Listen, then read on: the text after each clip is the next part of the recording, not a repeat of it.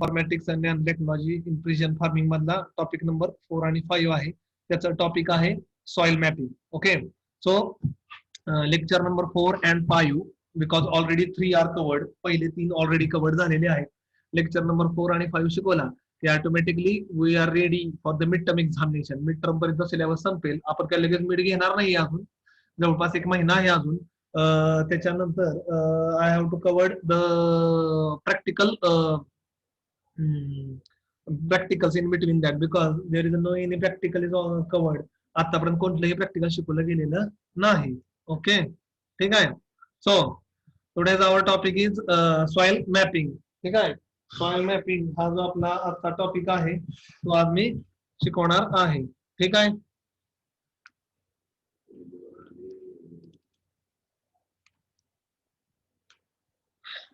Soil mapping, a map does not represent the exact reality. Okay, आता ह्याच्यामध्ये soil mapping मध्ये काय येणार आहे ते मी तुम्हाला सांगतो. Soil mapping, fertilizer recommendation, use of geospatial technology, spatial data, and their management in GIS. So first you have to map the soil, okay, or you have to map the soil by the different parameters like soil pH, soil EC, soil NPK content, their drainage capacity, okay, their structure, their texture. So depending upon the physical as well as chemical parameter, we can map the soil into different sections. Okay, and when the mapping is completed, we can apply the recommended dose of fertilizer to that particular spot where it is already lacking. Okay, तर आपण पहिल्यांदा soil mapping करायचं, कुठं कुठं कमी आहे हे पाहायचं आणि जिथं कमी असेल तिथनं आपण पुन्हा आपण ते तिथं तिथं ते अप्लाय करायचं. सो सॉइल मॅपिंग, मॅपिंग म्हणजे काय, मॅप काढणे सॉइलचा. ओके, त्याच्यामध्ये 2 प्रकार येतात for the soil mapping. One, you can done a soil mapping through the satellite image, म्हणजे सॅटेलाइट इमेज वरनं कोणते कोणते कलर दिसत आहेत त्याच्यावरून सुद्धा तुम्ही सॉइल मॅपिंग करू शकता. आणि second, by using GPS locator and taking the soil sample from the different places and analysing that soil sample in a laboratory, you can conduct the soil mapping. तर soil mapping 2 प्रकारे होते. एक तर तुम्ही direct satellite वरनं photo घ्या, त्या फोटोमध्ये जे जे कलर उठलेले आहेत त्या कलर वरनं तुम्हाला कळतं की इथं पाणी किती असेल किंवा या सॉइलचा न्यूट्रिएंट किती कमी असतील किंवा सॉइलचं ड्रेनेज कसं असेल. किंवा डायरेक्ट फिजिकली सॉइल मध्ये फिरायचं जीपीएस लोकेटर घेऊन, जे आहे जीपीएस लोकेटर घेऊन, आणि प्रत्येक स्पॉट वरून सॉइल सॅम्पल घ्यायचं आणि ते सॉइल सॅम्पल अनालाइज करायचं. ओके, लॅब मध्ये, आणि नंतर मग त्याचा मॅप बनवायचा सॉफ्टवेअर मधनं. ओके, QGIS मधनं असेल किंवा ArcGIS मधनं असेल. तर सॉइल मॅपिंग ही दोन्ही प्रकारे करता येते. ओके, ठीक आहे. तर ती केल्यानंतर आपल्याला कळतं at where or at which location there is a problem. तर आपल्याला पक्क कळतं की कुठल्या लोकेशनला प्रॉब्लेम आहे, कुठं पाणी साठतंय. म्हणजे ज्या ठिकाणी पाणी साठत असेल त्या ठिकाणी तुम्ही तिथून बाहेर आणून माती भरणे किंवा ती जमीन लेवल करणे की नेक्स्ट टाइम तिथं वॉटर लॉगिंग होणार नाहीये. किंवा जर पाणी साठत असेल तर ड्रेनेजची सोय करणे, किंवा एखाद्या ठिकाणची सॉइल खराब असेल, सँडी सिल्टी असेल तर तिथनं बाहेरनं माती आणून भरणे, किंवा ऑर्गॅनिक कार्बन असेल किंवा ग्रीन मॅन्युरिंग करून तिथली सॉइल इनरिच करणे, हा सुद्धा गोष्ट करता येतात. पण त्यासाठी तुम्हाला एक्झॅक्ट लोकेशन कळलं पाहिजे, तो एरिया कळला पाहिजे, त्यानंतर तुम्ही तिथं ट्रीटमेंट देऊ शकता. Okay, so this is our introduction of today's topic. Okay, तर हे जे आहे आजच्या आपल्या टॉपिकचं इंट्रोडक्शन आहे. Okay, so soil mapping, a map does not represent the exact reality of the land charted, but instead providing a structural representation of the knowledge about the distribution of soil across the landscape. Okay, आता आम्ही पण म्हणणार नाही की map मुळे 100% accuracy येते, पण blind जाण्यापेक्षा 80-90% तरी तुम्हाला अॅक्युरसी मिळते की map will show you where is a actual problem, and by treating that particular problem you will get a quality land, and when you have a quality land you will get a quality yield or quality output. It is an approximation of the reality of the land, and once who accuracy is increased at the higher density of the observation and more detail in the scale. ज्या वेळेस तुम्ही त्या लँडचा सर्वे करता व्यवस्थित, आणि लँडचा सर्वे केल्यानंतर तुम्हाला जर एक्झॅक्ट कळलं की कुठं कुठं काय काय प्रॉब्लेम आहेत, त्यानंतर you can give the accurate treatment to that particular scale. Soil mapping of the given area constitute a visualization of intrinsic properties of the soil in a question and the delimitation of their specific area of the distribution. म्हणजे तुम्हाला exactly कळतं कुठला structure कसा आहे, कुठल्या ठिकाणी structure चांगला आहे, कुठल्या ठिकाणी स्ट्रक्चर खराब आहे. ओके, सॉइल मध्ये कुठं पाणी किती शिल्लक राहते, कुठलं पाणी लवकर लॉस होतंय, कुठं चढ आहे, कुठं इलिव्हेशन आहे, कुठं डिप्रेशन आहे, आणि त्या भागामध्ये तुम्ही ट्रीटमेंट देऊन ते युनिफॉर्म लँड करू शकता. The division of given landscape into supposedly homogeneous area constitute a modeling exercise which represent the distribution of soil in the landscape. तर जे हेट्रोजेनस युनिट होत आहेत किंवा एका जागेवर एक सॉइल चांगले, एका जागेवर पुअर आहे, एका जागेवर मध्यम आहे, तर तुम्ही त्याला ट्रीटमेंट देऊन एक होमोझायगस एरिया, एक सगळी सॉइल एका इक्वल लेवलवर किंवा इक्वल क्वालिटीवर आणू शकता एका स्ट्रक्चरवर. Mapping this information involves a considerable effort of synthesis and concentration. तर मॅपिंग केल्यामुळं ओके, तर टोटल एरिया जो आहे तो व्यवस्थित एकसारखा दिसण्यासाठी मदत होते. A soil map should be harmoniously combined with the working scale, the amount of information that needs to be represented, the quality of definition and the unit of delimitation and interperspective capacity of those who use this information. म्हणजे once you have done a soil mapping, so anyone can work on that soil mapping. म्हणजे असं नाहीये की मी soil mapping केलंय मग पुढची treatment मीच दिली पाहिजे, अशी काही आवश्यकता नाहीये. सॉइल मॅपिंग कुणीही केलं तरी त्याला ट्रीटमेंट कुणीही देऊ शकतं, कारण की सॉइल मॅपिंग केल्यानंतर you have a clear cut idea what are the problem and where it is located. तर त्यावेळेस तुम्हाला कळतं की काय काय प्रॉब्लेम आहेत आणि ते कुठं लोकेट झालेले आहेत. ओके, तर त्यासाठी एक अनोटेशन घेतो, so you can easily understood, तुम्हाला ते कळेल लवकरात लवकर. ठीक आहे. ओके, सपोज ही सॉइल आहे. ओके, इथनं एक सॉइल सॅम्पल घेतलं तुम्ही, इथनं एक सॉइल सॅम्पल घेतलं किंवा हे समजा ही जे लाल पॉइंट मारतोय, ओके, ही सँडी सॉइल आहे, वरनं तुम्ही इमेज फोटो मारलेला आहे. ओके, तुम्ही सॅटेलाइट इमेज घेतलेली आहे. हा लाल कलर जो आहे हा सँडी जमीन जरा म्हणजे खराब स्पॉट आहे. ओके, त्यानंतर आपण इथं कलर चेंज करूया. त्याच्या आजूबाजूला इथं थोडस पिवळ्यावर पिवळं गेलेलं आहे. हे जे आहे ही सिल्टी जमीन आहे, म्हणजे त्याच्यात मध्यम जमीन आहे. आता माझा जरा माऊस हालतोय त्यामुळं थोडस क्लिअर होत नाहीये. ओके, आणि त्यानंतर इथं जे खालचा भाग आहे जो मी ग्रीन कलर मध्ये इंडिकेट करतोय, हा जो खालचा किंवा बॉटमचा भाग आहे हे काळ्या कलरची किंवा लोमी सॉइल आहे, त्याच्यात बऱ्यापैकी सॉइल आहे. ठीक आहे. आता ओके, हे मी गुगलवरनं इमेज घेतली आणि इमेज घेतल्यानंतर मला काय दिसलं की अशी इमेज आली. ओके, फॉर एक्झाम्पल आता सगळ्या रंगावर बसत नाही. जिथं रेड स्पॉट आहे तिथली सॉइल खूप पुअर फर्टाईल आहे, कारण की तिथली सॉइल सिल्टी आहे. जी पिवळ्या कलरची आहे तिथली जे रेड कलरची आहे ती सँडी आहे, वाळूसरी जमीन आहे, मुरमाड जमीन आहे. पिवळा कलर जिथं फोटोमध्ये दिसतोय तिथली जमीन लोमी प्रकारची आहे. ओके, आणि जी ग्रीन कलरची दिसते ठीक आहे ती क्ले टाइप सॉइल आहे. So if you want to give the treatment, अशी मला फोटो मिळाला तर जिथं रेड कलर आहे तिथं मी ऑर्गॅनिक कार्बन असेल किंवा शेणखत जे आहे किंवा गांडूळ खत जे आहे तिथं मी जास्त टाकणार. जिथं पिवळा कलर आहे तिथं मध्यम टाकणार आणि जिथं काळी जमीन आहे तिथं एकदम कमी टाकणार. आणि त्यानंतर माझी जी सॉइल आहे ती युनिफॉर्म बनणार, सगळी एकसारखी बनणार.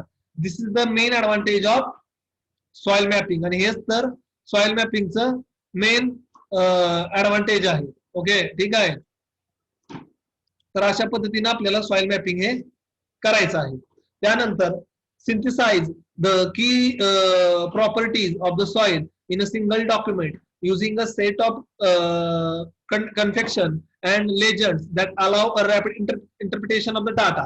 आता मी जसं तुम्हाला एक मॅप दाखवला, त्या मॅप वरून तुम्हाला कसं 2 मिनिटांमध्ये कळलं की कलर जिथं डार्क आहे, रेड आहे तिथली सॉइल पुअर आहे, पिवळा आहे तिथली सॉइल मध्यम आहे, आणि ग्रीन आहे तिथली सॉइल चांगली आहे. त्याच्यावर तुम्ही डिसाइड करू शकता की तिथं ऑर्गॅनिक न्यूट्रिएंट किंवा केमिकल फर्टिलायझर किती क्वांटिटीमध्ये वापरायचे आणि कसे वापरायचे. Describe the distribution of the soil unit grouped under more or less generalized or detailed concept at the suitable working scale. आणि ह्याच्यामुळे एक वर्किंग स्केल काढता येतं. वर्किंग स्केल म्हणजे काय, कुठं किती प्रमाणामध्ये किती क्वांटिटी मध्ये अप्लाय करायचं, ह्याचा एक तुम्ही स्केल तयार करू शकता किंवा स्केल प्रिपेअर करू शकता. Provide a graphic document which synthesize inventory and evaluation of the soil unit and their corresponding distribution over the land. ठीक आहे.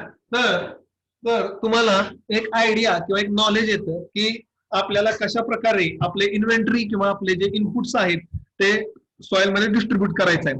Allow a rapid access to the soil information as a specific visual synthetic and bidimensional representation of the soil of a specific area.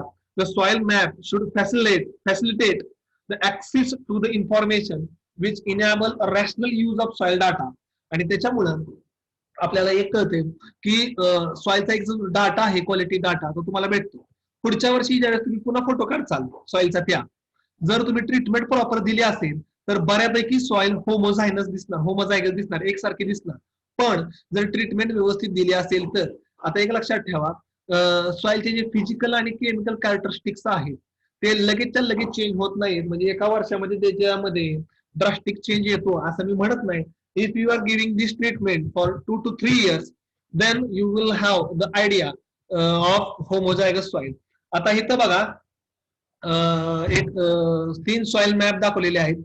एक आहे soil डेप्थचा, एक आहे soil टेक्स्चरचा आणि एक आहे सॉइल ड्रेनेजचा. हे 3 मॅप दिलेले आहेत. ओके ठीक आहे. तुम्हाला आता दिसत असेल तर स्क्रीनवर तुमच्या दिसते व्हिज्युअलाइज होते तुम्हाला की you can see the 3 maps. इथं तुम्हाला 3 मॅप्स दिसत आहेत ऑलरेडी. ठीक आहे. तर एकच मिनिट स्पॉटलाइट काही ना. ओके तर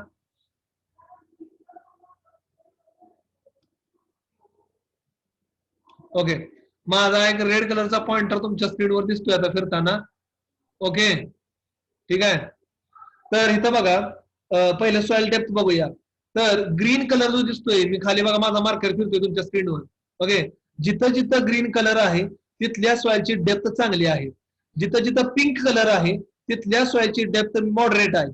जिथं रेड कलर आहे rock out of crop red colour काय दिसत नाही वर एकदम टॉपला थोडासा रेड कलर दिसतोय.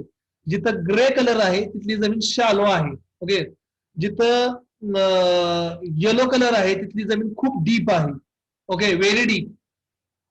Dark yellow colour very shallow आणि निळा कलर जो तिथे दिसतोय तिथं वॉटर बडीज आहे किंवा वॉटर बंडल्स आहेत म्हणजे इथं पाण्याचा पाठ गेलेला आहे की तिथं पाण्याचा पाठ वाहिलेला आहे. तर ह्या एका मॅप वरनं तुम्हाला कळते की जमीन कुठं डीप जास्त आहे कुठं मध्यम डीप आहे कुठं रॉकी आहे कुठं शालो आहे. ते एका मॅप वरनं you can identify without going to that field. त्या फील्डवर न जाता तुम्हाला क्लिअर कळते की कुठं कुठं काय काय प्रॉब्लेम आहे. त्यानंतर दुसरा मॅप जो आहे तो आहे सॉइल टेक्स्चरचा. ओके सॉइल टेक्स्चर मध्ये जिथं तुम्हाला हा जो पिवळासर कलर दिसतोय ओके चॉकलेटी कलर जर जिथं डार्क पिवळासर कलर दिसतोय ती क्लेई सॉइल आहे. Okay clayey skeleton. ठीक आहे. इथं काही इमेज मध्ये तुम्हाला कुठं जास्त दिसून येत नाहीये फक्त टॉपवर एका ठिकाणी दिसते. त्यानंतर जो पिंक कलरची शेड आहे पिंकिश ग्रे कलरची शेड ती क्लेई सॉइलची आहे. त्यानंतर लोमी त्यानंतर लोमी स्केलेटन त्यानंतर रॉक आउट ऑफ क्रॉप जिथं लॅव्हेंडर दिसतोय लॅव्हेंडर कलर जांभळा कलर बघा टॉपला आहे एकदम वरच्या बाजूला लॅव्हेंडर कलर आहे. तिथं रॉकी सॉइल आहे. रॉकी म्हणजे मुरमाड दगडाची खडकाळ जमीन आहे. त्यानंतर जिथं मरून कलर दिसतोय मरून कलर ती सँडी सॉइल आहे सँडी. आणि जे ब्ल्यू कलरच्या लाइनिंग दिसत आहेत ब्ल्यू कलरच्या तिथं एकतर ओढा असणार आहे किंवा नदी असणार आहे त्याच्यामुळे ते ब्ल्यू कलरच्या लाइनिंग किंवा कॅनलचा पाण्याचा पोटपाटा असणार आहे. So it will show you the on that soil map तुम्हाला सॉइल टेक्स्चर कळते. त्याच्यानंतर नेक्स्ट जो तिसरा मॅप आहे तो आहे सॉइल ड्रेनेजचा. ओके तर सॉइल ड्रेनेजच्या मॅप्स मध्ये तुम्हाला इथे काय दिसते बघा लाल कलरचे जिथं जिथं स्पॉट आहेत रेड कलरचे तिथं एक्सेसिव्ह ड्रेनेज आहे. ओके एक्सेसिव्ह म्हणजे काय तिथं पाणी बिलकुल थांबत नाही. जेवढं पाणी पडतं तिथं लगेच मुरतं किंवा निघून जातं. त्यानंतर पिवळा कलरचा जो स्पॉट दिसतोय तुम्हाला मॅप मध्ये पिवळ्या कलरचा 3 नंबरचा मॅप बघतोय आपण. पिवळ्याच्या ठिकाणी समवॉट एक्सेसिव्ह ड्रेनेज म्हणजे तिथं पाणी थोड्या वेळ थांबतं पण लगेच इन्फिल्ट्रेट होऊन निघून जातं किंवा रन ऑफ होऊन निघून जातं असं तुम्ही म्हणू शकता. त्याच्यानंतर मर्शी लँड ओके शेवाळल्यासारखं लँड निळसर निळसर जे दिसतं कलरचं तिथं मर्शी लँड आहे. त्यात हिरवा कलरचा आहे तो मॉडरेट वेल. जिथं जिथं ग्रीन कलर दिसतोय तिथं बऱ्यापैकी ड्रेनेज आहे, म्हणजे जास्त पाणी साठत पण नाही आणि लवकर निघून पण जात नाही, ऍव्हरेज राहतं. तिथं जिथं लॅव्हेंडर कलर आहे, निळसर कलर, तिथं पुअर ड्रेनेज आहे. ओके. जिथं पिंक कलर आहे तिथं व्हेरी पुअर ड्रेनेज आहे. म्हणजे जिथं पिंक किंवा लॅव्हेंडर कलर दिसतोय तुम्हाला तिथं अतिशय खराब ड्रेनेज आहे, म्हणजे तिथं वॉटर लॉगिंग होतंय. म्हणजे you have to give the treatment, तिथं तुम्हाला ट्रीटमेंट दिली पाहिजे. आयदर तुम्ही सरफेस ड्रेनेज करा किंवा सब सरफेस ड्रेनेज करा, किंवा तिथनं पाणी तुम्हाला बाहेर काढता आलं पाहिजे, तर तिथं क्रॉप चांगलं येईल. So from the drainage map you can identify what is the actual position of your particular field मध्ये कुठं पाणी साठतंय, कुठं जास्त साठतंय, कुठं कमी साठतंय, कुठं मध्यम साठतंय, आणि आपल्याला कुठं ट्रीटमेंट द्यायचंय, कुठं सबसर्फेस ड्रेनेज करायचं आहे. तर हे तुम्हाला डिसाइड अप करायचं आहे. तर मी तुम्हाला आता 3 मॅप दाखवले सॉइल मॅपिंग मध्ये, एक सॉइल डेप्थचा, एक सॉइल टेक्स्चरचा आणि एक सॉइल ड्रेनेजचा. Okay, I hope you understood, तुम्हाला कळलं असेल. ठीक आहे, मला जेवढं सिम्प्लिफाय करून शिकवता येत असेल तेवढं मी शिकवतोय. त्यानंतर सॉरी एक स्क्रीन पुढे गेली, प्रिव्हियस स्लाइड घेतो. त्याच्यानंतर I will show you another one map, अजून एक मॅप दाखवतोय. It is the map of Maharashtra regarding with the soil erosion. इथं जर तुम्ही बघितलं, हा महाराष्ट्रातला एक सॉइल मॅप आहे. ओके, पूर्ण महाराष्ट्र तुम्हाला ह्याच्यामध्ये दिसतोय. ठीक आहे, तर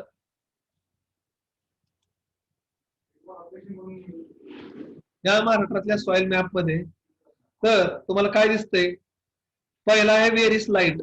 ओके, म्हणजे 5 ton per hectare per year एवढा सॉइल लॉस होतो प्रत्येक वर्षी. मी पुन्हा रिपीट करतो, very slight 5 ton per hectare per year एवढा कमी सॉइल लॉस होतो, इरोजन होतं. तो कुठल्या कलरने इंडिकेट केलाय, ग्रीन कलरने इंडिकेट केलाय. जर तुम्ही जर बघितलं 5 टन किंवा त्याच्यापेक्षा कमी सॉइल इरोजन होते प्रत्येक वर्षी, तर तुम्हाला मॅक्सिमम एरिया हा मराठवाडा आणि विदर्भामध्ये दिसतोय. तुम्ही बघा इथं सगळ्यात जास्त ग्रीन कलर हा मराठवाडा आणि विदर्भामध्ये तुम्हाला दिसतोय. ओके, का का दिसतोय की मराठवाडा आणि विदर्भ हे बऱ्यापैकी फ्लॅट टोपोग्राफी आहे, त्याच्यामध्ये जास्त डोंगर रांगा किंवा अंडुलेटिंग लँड सरफेस नाहीये, त्यामुळे तिथनं सॉइल इरोजन कमी होते. त्यानंतर जर स्लाइट सॉइल इरोजन जर तुम्ही बघितलं, जिथनं 5 टन पर हेक्टर ते 10 टन पर हेक्टर एवढी सॉइल लॉस होते प्रत्येक वर्षी, तर त्याचे चॉकलेटी कलर आहे. तर इथं जर तुम्ही बघितलं, नांदेडमध्ये काही ठिकाणी, यवतमाळमध्ये काही ठिकाणी, वर्धा असेल, चंद्रपूर असेल, भंडारा असेल, नागपूर असेल, किंवा इकडे जर बघितलं सोलापूर, लातूर, उस्मानाबाद, इथं तुम्हाला थोडस म्हणजे प्रत्येक ठिकाणी दिसतंय. तो स्लाइट जो कलर आहे तो वेस्टर्न महाराष्ट्र, पश्चिम महाराष्ट्रामध्ये पण काही ठिकाणी, पुण्यामध्ये दिसतोय, नाशिकमध्ये दिसतोय, धुळ्यामध्ये दिसतोय. तर लक्षात ठेवा, इथं स्लाइट इरोजन होते. स्लाइट इरोजन म्हणजे काय, इथं एक तर थोडस इरोजन होते. ओके, व्हेरी स्लाइट म्हणजे 5 टन ते 10 टन पर हेक्टर एवढी मातीचं इरोजन होते. म्हणजे ही जी जमीन असेल, ओके, ती बऱ्यापैकी लेवलच असेल, फक्त मुरमाड खडकाळ किंवा थोडासा स्लोप असेल. त्यानंतर मॉडरेट सॉइल इरोजन, जिथनं 10 टन पर हेक्टर ते 15 टन पर हेक्टर ह्या येलो कलरनं हायलाइट केलेले पॉइंट आहेत. ओके, 10 ते 15 ton per hectare soil erosion होते, तो येलो कलरनं मॅपवर हायलाइट केलेला आहे. आता तुम्ही बघा, इथे जर यवतमाळमध्ये बघितलं तुम्ही, तर काही ठिकाणी तुम्हाला हा येलो कलर दिसतोय, अकोल्यामध्ये काही ठिकाणी दिसतोय. तुम्हाला जास्त बघा जरा बीडमध्ये, अहमदनगर आणि उस्मानाबाद आणि पुणे ह्या रिजन मध्ये हा जो पिवळसर कलर आहे मॉडरेट सॉइल इरोजनचा तुम्हाला दिसतोय. म्हणजे तिथं थोडासा स्लोप असणार आहे, स्लोप असल्यामुळं तिथनं इरोजन होतंय किंवा जमिनीची धूप होती. त्यात moderate severe erosion, moderate severe erosion 15 ton per hectare ते 20 टन पर हेक्टर हा पिंक कलरने इंडिकेट केलेला आहे, ग्रेइश पिंक. तर ते तुम्हाला पश्चिम महाराष्ट्र आणि मराठवाड्यामध्ये एवढं दिसणार नाही, पण जर वेस्टर्न महाराष्ट्रामध्ये जर तुम्ही बघितला, नाशिक, नगर, पुणे, अहमदनगर, सातारा ह्या जर रिजन्स मध्ये इफ यू हॅव ऑब्झर्व, तर पिंकिश किंवा सिव्हिअर, जिथं 20 टन पर हेक्टर ते 40 टन पर हेक्टर एवढी सॉइलचा लॉस होतो, तो पिंक मधलाच ग्रेइश कलर शेड आहे, तिथनं तुम्हाला ते इरोजन दिसून येतंय. ओके, आणि म्हणजे काय असणार आहे, हे जे मॉडरेट इरोजन किंवा सिव्हिअर इरोजन आहे ना, हे डोंगर रांगाच्या मध्ये जे जवळपास जिथं शेती असतील उतारावर, तिथनं हे मॉडरेट किंवा सिव्हिअर इरोजन तुम्हाला दिसतंय. आणि व्हेरी सिव्हिअर म्हणजे खूप इरोजन 40 टन पर हेक्टर ते 80 ton per hectare a year हे तुम्हाला डोंगर रांगांमध्ये जास्त दिसणार आहे. ओके, चॉकलेटी कलरने इंडिकेट केलेलं आहे. बघा, सगळा कोकण एरिया कव्हर होतोय. कोकण रिजन, पुण्याचा रिजन, सातारा, म्हणजे ह्या ज्या सह्याद्रीच्या डोंगर रांगा आहेत, किंवा नाशिक मध्ये जर बघितलं, ओके, सातपुड्याची डोंगर रांग असेल, नगरमध्ये जर बघितलं कळसुबाई किंवा हे जे शिखर आहेत तिथं तुम्हाला जास्त प्रमाणामध्ये हे सीवेर इरोजन दिसतंय, की जिथं माउंटनिंग रेंज आहे, ओके, डोंगर रांगा जिथं जास्त आहेत तिथं इरोजन होतंय. तर सांगायचा ऑब्जेक्टिव्ह काय आहे, what is objective of this mapping? By taking a satellite map, immediately you can identify the spot where you have to give the treatment. तुम्हाला एका मिनिटात कळते की आपल्याला कुठे ट्रीटमेंट दिली पाहिजे किंवा कुठं आपल्याला त्याच्यावर काम केलं पाहिजे. ओके, हे एका मॅप वरनं किंवा एका सॅटेलाइट इमेज वरनं you can easily identify where we have to work, आपल्याला कुठं काम करायचं आहे हे तुम्हाला समजून येते. त्यानंतर geospatial data collection, analysis and interpretation of agricultural purpose. आता हे सॉइल इरोजनचा आणि ऍग्रिकल्चरचा इतका जास्त संबंध येत नाही. ते जिओग्राफीमध्ये जी लोक काम करतात, भूगोलमध्ये किंवा जिओग्राफीमध्ये, लँड सर्व्हेमध्ये, त्यांना सॉइल इरोजनची जास्त इम्पॉर्टन्स असते, किंवा फॉरेस्ट डिपार्टमेंटचं. ऍग्रिकल्चरमध्ये पण आहे इम्पॉर्टन्स, पण इतकं जास्त नाहीये. तर जिओस्पेशियल technology cannot be successful if the correct data is not collected and analyzed effectively. तर एक लक्षात ठेवा, तुम्हाला GIS GPS जर वापरायचा असेल आणि त्याच्यावर जर काम करायचं असेल तर data should be more accurate. Data जो आहे तुमचा खूप ऍक्युरेट पाहिजे. डाटा जो आहे तो खूप तुमचा ऍक्युरेट पाहिजे. एकच मिनिट, एक फोन आहे थोडा, एकच मिनिट.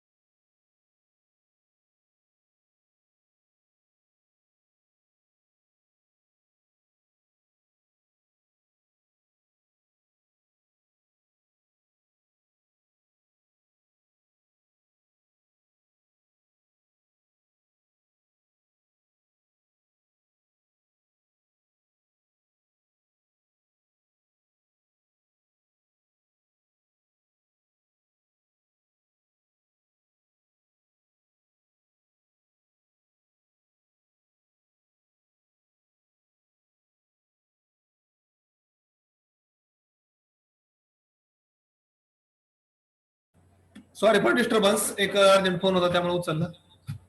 तर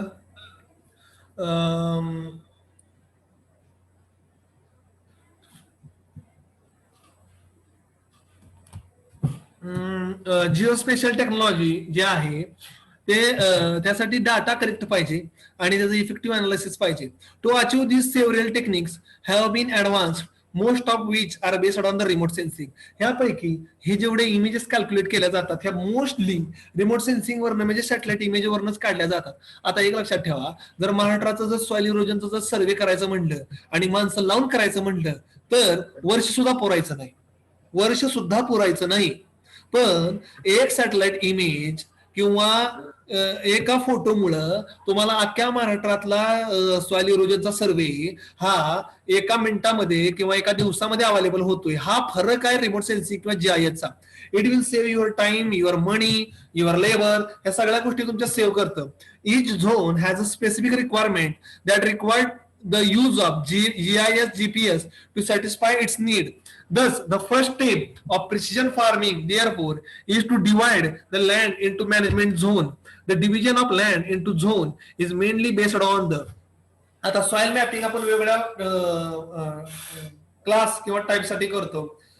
सॉइल टाईप साठी केली जाते, पीएच साठी केली जाते, पेस्ट इन्फेक्शन असेल त्यासाठी केलं जातं, न्यूट्रन अवेलेबिलिटीसाठी केलं जातं, सॉइल मॉइश्चर जमिनीमध्ये किती आहे त्यासाठी केलं जातं, सॉइल फर्टिलिटीसाठी केलं जातं, वेदर प्रिडिक्शनसाठी केलं जातं, क्रॉप कॅरेक्टरिस्टिक्ससाठी केलं जातं, हॅबिटेट रिस्पॉन्ससाठी केलं जातं. तर हे जे वेगवेगळे पॅरामीटर्स आहेत त्या वेगवेगळ्या पॅरामीटर्ससाठी सॉइल जे मॅपिंग आहे ते वेगवेगळ्या कारणासाठी केलं जातं. तसंच प्लांटचं पण मॅपिंग केलं जातं, ज्याला इल्ड मॉनिटरिंग मॅपिंग म्हणतात. प्लांटची पहिली स्टेज कुठली, दुसरी कुठली, तिसरी कुठली, कुठल्या स्टेजला कशी ग्रोथ येते, कुठं पुअर ग्रोथ आहे, जिथं पुअर ग्रोथ असेल प्लांटची तिथं आपण न्यूट्रिएंट देऊन किंवा इरिगेशन देऊन ती ग्रोथ मॅच करू शकतो. त्याला प्लांट मॅपिंग पण म्हणतात. ते आहे आपल्याला भविष्यात पुढं, त्यावेळेस मी शिकवेन तुम्हाला. आता सध्या जे आहे आपलं ते आपलं सॉइल मॅपिंग चालू आहे. Okay, so most farmer have record of the soil survey map the historical characteristics of the crop and the record that show the cropping practices of that region. तर याच्यामुळं तुम्हाला तिथल्या क्रॉपिंग प्रॅक्टिसेस दिसून येतात. Additionally aerial and satellite photographs can be used in this process. तर ह्याच्यामध्ये aerial किंवा satellite हे फोटोग्राफ जे यूज केले जातात. The individual field are numbered in each of the image. The top image mostly yellow show the vegetation density. The color difference indicate the crop density with the dark blues and the green for lush vegetation and red for the barren area. आता एक साधं गणित आहे. तुम्ही कुठलाही जर शेताचा photo काढला की ज्याच्यामध्ये क्रॉप आहेत, समजा क्रॉपचा जर फोटो काढला तर वरनं इमेज काढली, ओके, तर तुम्हाला डेन्सिटी दाखवतो जिथं ग्रीन कलर आहे. जर तुम्ही डीप मध्ये गेला तर ते कलरचा डिफरन्स वरनं तुम्हाला कळतं की इथं काय परिस्थिती आहे. तर डार्क ब्ल्यू किंवा ग्रीन कलर असेल तर तिथं लस्ट व्हेजिटेशन आहे, व्हेजिटेशन चांगलं आहे भरपूर. आणि जर रेड कलर असेल तर ती जमीन ही बॅरन आहे, म्हणजे अनकल्टिवेटेड आहे, तिथं कुठलंही क्रॉप काढलेलं नाही. ह्यालाच म्हटलं जातं normalized differentiate vegetation index, NDVI. Normalized difference vegetation index, NDVI index. या इंडेक्स वरनं ह्या फोटोवरनं तुम्हाला कळतं की तिथली सॉइलची क्रॉपची पोझिशन किती आहे, जमीन कल्टिवेटेड आहे का बॅरन आहे. The middle image analyzed the water distribution with the green and blue area measuring wet soil and red area indicating the dry soil. आता तसंच आहे, तुम्ही वरनं फोटो मारला आणि तुम्हाला ज्या ठिकाणी निळसर दिसतंय, निळा कलर दिसतो तिथं पाणी भरपूर आहे किंवा तिथं ओलसरपणा आहे, आणि जिथं लाल कलर दिसतोय तिथं ड्राय कलर आहे किंवा बॅरन लँड आहे किंवा तिथं मॉइश्चर कमी आहे. The middle image was derived from the reflectance and the temperature measures from the Dadlans sensor. Okay, Dadlans sensor. तर तो जो मॉइश्चर साठी डॅडलन्स सेन्सर असतो त्या फोटोवरनं तुम्हाला कळतं की जिथं निळसर कलर दिसतोय तिथं पाणी आहे आणि जिथं रेड कलर इंडिकेट होतोय तिथं पाणी नाहीये किंवा ती कोरडी जमीन आहे. तर NDVI normalized differentiate vegetation index. तर NRI रेड कलर दाखवतो, ओके, मायनस रेड, आणि NRI प्लस रेड हा फॉर्म्युला आहे त्याचा. पुन्हा सांगितलं त्यावर detail. The last image on the bottom measure the crop stress which red yellow pixel indicate the area of high stress. तर लक्षात ठेवा, तुम्ही प्लांटची पण इमेज जर कॅल्क्युलेट केली तर जिथं रेड कलर किंवा येलो कलरची पिक्सल दिसतील तिथं प्लांटवर स्ट्रेस आहे. Either it may be biotic or abiotic, either it may be because of disease, either it may be because of moisture, either it may be because of the temperature, either maybe it may be because of the nutrient deficiency. The data collected from analyzing this difference condition allow the farmer to micro-image the application of water to best address different soil condition and vegetation of the growth. म्हणजे अशा पद्धतीनं ज्या वेळेस तुम्ही ते manage करता किंवा apply करता त्याच्यावरून तुम्हाला कळू शकतं की ह्याच्यामध्ये पाणी द्यायचं कसं, कुठं आणि कशा पद्धतीनं द्यायचं. लक्षामध्ये. So like this way we have to think on this की how we can manage the soil. Okay, तर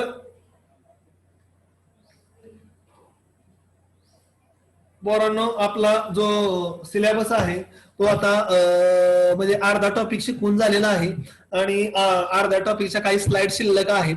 तर आता आपली जी लिंक आहे, हॅलो सर, फ्री आहे का सर आता?